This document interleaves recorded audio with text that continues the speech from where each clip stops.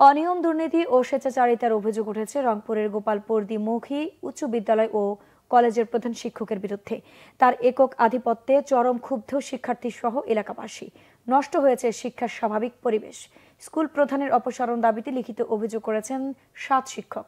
অভিযোগ খতিয়ে দেখে ব্যবস্থা নেওয়ার আশ্বাস দিয়েছে প্রশাসন। রংপুর থেকে জুয়েল আহমদের রিপোর্ট। দায়িত্ব পেয়ে শিক্ষা প্রতিষ্ঠানটিকে ব্যক্তিগত সম্পত্তিতে পরিণত করেছেন প্রতিষ্ঠান প্রধান শহীদুল ইসলাম।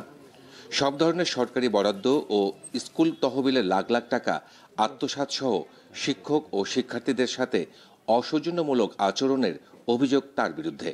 এই 10 বছর থেকে যে উনি আছে, এটা একটা পুঙ্খানুপুঙ্খ আমরা হিসাব চাই, যে আমাদের স্কুলের টাকাগুলো, পয়সাগুলো আমরা যে বাচ্চাদের কাছ থেকে বেতন নেই এবং আমাদের দোকান আছে, আমাদের জমি আছে স্কুলের, এই অর্থগুলো আসলে কোথায় গেল?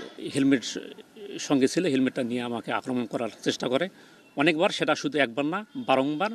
আমি শুধু একটা কথাই বলছি যে এভাবে কি প্রতিষ্ঠান চালানো যাবে? আমি এই কথা বলাতে আমাকে একদম সেইভাবে ধরা হয়েছে। স্যারকে শেষ পর্যায়ে মারতে এসেছিল, অনেক খারাপ ভাষাও গালিগালাজ করেছে। প্রধান শিক্ষক শহীদুল ইসলামের অপকর্মে ত্যক্ত বিরক্ত এলাকাবাসীও। ঐতিহ্যের শিক্ষা প্রতিষ্ঠানকে বাঁচানোর আহ্বান তাদের। স্কুল মাঠ সরকারি না, ওইখানকার আমরা ভ্যাট দিছি তাকে, এবং আমাদের হাট লাগাইতে দেয় না। আমরা ওখানে তাকে ভ্যাট দিছি, হাট লাগাচ্ছি। এখানে 7 বার কিন্তু চেষ্টা হয়েছে হেডমাস্টার নিয়োগের জন্য। প্রতিবারে আমি দরখাস্ত করছি, কিন্তু সে নিয়োগ দেয়ও না। এই শহীদুল ইসলাম নিয়োগ দেয় না, নিজেও নিয়োগ নিতে পারে না। যদিও অভিযোগ অস্বীকার করেছেন ভারপ্রাপ্ত প্রধান শিক্ষক, তার দাবি একটি পক্ষ রাজনৈতিক সুবিধা নিতে অপপ্রচার চালাচ্ছে। এই মুহূর্তে সব মিথ্যা বানোয়াট, এগুলো দলীয় চরিতার্থ আয়া করার জন্য আমার ওখানকার বিএনপির যে সদস্য সচিব, সে আমার বিরুদ্ধে এগুলো করছে। আর ভারপ্রাপ্ত একজন কি করতে পারে?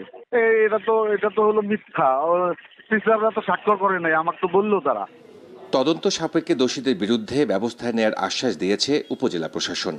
তাদের যে অভিযোগটি আমরা আইনানুগ ব্যবস্থা গ্রহণ করছি অলরেডি আমরা সেটা তদন্তের জন্য উপজেলা মাধ্যমিক শিক্ষা অফিসারকে দায়িত্ব দেওয়া হয়েছে। তদন্ত রিপোর্ট পেলে তদন্তের রিপোর্ট প্রেক্ষিতে পরবর্তীতে আইনানুগ ব্যবস্থা গ্রহণ করা হবে।